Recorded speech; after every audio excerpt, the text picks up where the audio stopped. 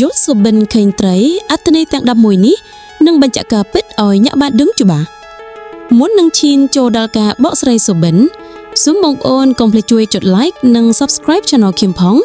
ដើម្បីទទួលបាននូវវីដេអូថ្មីៗរៀងរាល់ថ្ងៃគេងយល់សុបិនឃើញត្រីផ្អែកតាមការបកស្រាយទីបុរាណកាលបាននិយាយថាត្រីនឹងនាំមកនៅសំណាងល្អមានលក្ខណៈសម្បត្តិទទួលបាននៅលាភសំណាងបើធ្វើចំនួននឹងទទួលបានប្រាក់ចំណេញច្រើនមិនថាប្រកបកិច្ចការងារអ្វីក៏ដោយនោះលាភសំណាងនឹងហួចចូលមកជាក់ជាមិនខានឡើយជាពិសេសថែមទៀតនោះជីវិតរបស់លោកអ្នកនឹងមានការផ្លាស់ប្ដូរធំសម្រាប់ភាពល្អប្រសើរនៅក្នុងការងារមានឱកាសឈានទៅមុខមានការឡើងតំណែងការឡើងឋានៈដែលនឹងធ្វើឲ្យអ្នកសប្បាយចិត្តជីវិតក្នុងអំឡុងពេលនេះនឹងមានតែរឿងល្អៗចូលមកឥតឈប់ឈរសុបិនឃើញត្រីមួយឬឃើញត្រីពីរក្បាលមិនថាលោកអ្នកគេងយល់ស្បាត់ឃើញត្រីមួយឬពីរក្បាលនៅនឹងមុខទេយោងតាមបកស្រាយបានបញ្ជាក់ថា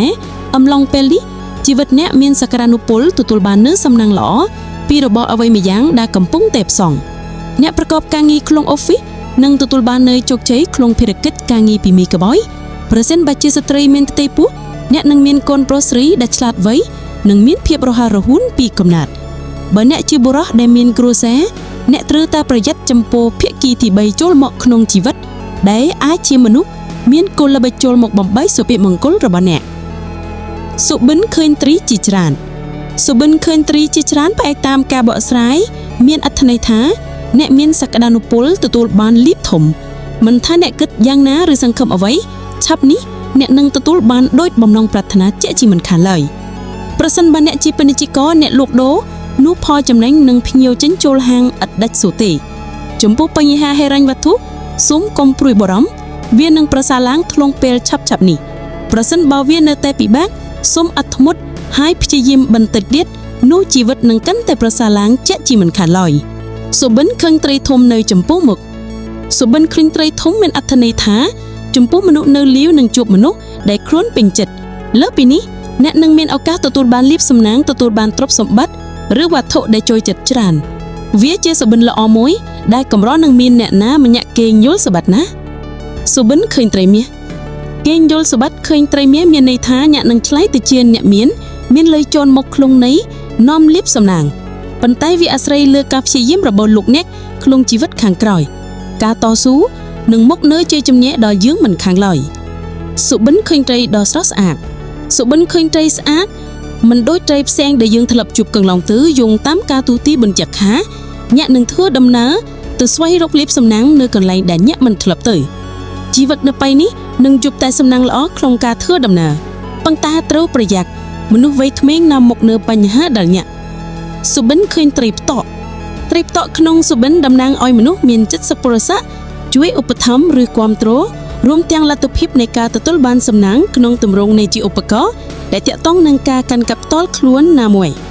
នៅពេលនេះបើអ្នកមានបំណងឬចង់ធ្វើអ្វីនឹងមានមនុស្សតាមជួយតាមថែរក្សាមិនឲ្យមានបញ្ហាចូលមកទេសុបិនឃើញឆ្អឹងត្រី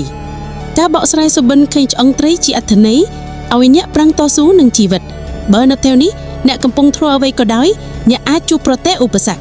ប៉ុន្តែនៅទីបញ្ចប់អ្នកនឹងតស៊ូរហូតដល់ឆ្លងកាត់វាបានយ៉ាងប្រសើរសុបិនឃើញត្រីតែចាប់មិនបានយល់ស្បាត់ឃើញត្រីតែចាប់កើតវាជាអត្ថន័យចង់ឲ្យយើងត្រូវតែប្រុងប្រយ័ត្នមិនថាជាការរស់នឹងដេកដើរឬឈរទេព្រោះអាចមានគ្រោះថ្នាក់ដល់ខ្លួនឯងឬសាច់ញាតិចុះជរាឪពុកម្ដាយនៅពេលនេះអ្នកឯងមានតម្រូវការភ្លាមសម្រាប់ការធ្វើដំណើរឆ្ងាយដូច្នេះសូមថែរក្សាខ្លួនឯងឲ្យបានល្អសុបិនចង់ចាប់ត្រីសុបិនឃើញត្រីការបកស្រាយសុបិនថានឹងមានការផ្លាស់ប្ដូរធំនិងនឹងទិសដៅកាន់តែល្អប្រសើរទាំងការងារនិងហិរញ្ញវត្ថុ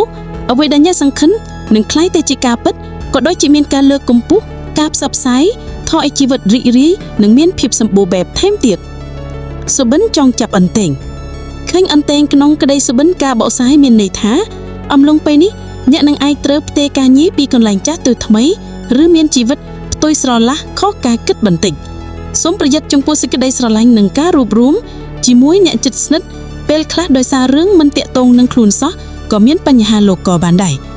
នៅពេលនេះសូមកុំប្រថេប្រថាំងលើបញ្ហាមិនច្បាស់លាស់ណាមួយព្រោះវាអាចនាំមកនូវភាពវិវត្តដល់គ្រួសារ សុបិនចង់ចាប់ត្រីកំយ៉ាងសុបិនឃើញត្រីកំយ៉ាងការបកស្រាយសុបិនថាអ្នកនឹងទទួលបានទ្រព្យសម្បត្តិពីរខុសគ្នាទី1ជីវត្ថុមានជីវិតដូចជាកូនក្មេងឬសត្វចិញ្ចឹមទី2អាចជាលៀបលួយកាក់ផ្នែកទ្រព្យសម្បត្តិដែលកំពុងប្រឹងរកកន្លងមុខវានឹងហុចផលឲ្យអ្នកនៅពេលខាងមុខអរគុណបងប្អូនទាំងអស់គ្នាសម្រាប់ការទស្សនាសូមកុំភ្លេចជួយចុច like និង subscribe Channel King Phong ដើម្បីទទួលបាននូវវីដេអូថ្មីៗរៀងរាល់ថ្ងៃ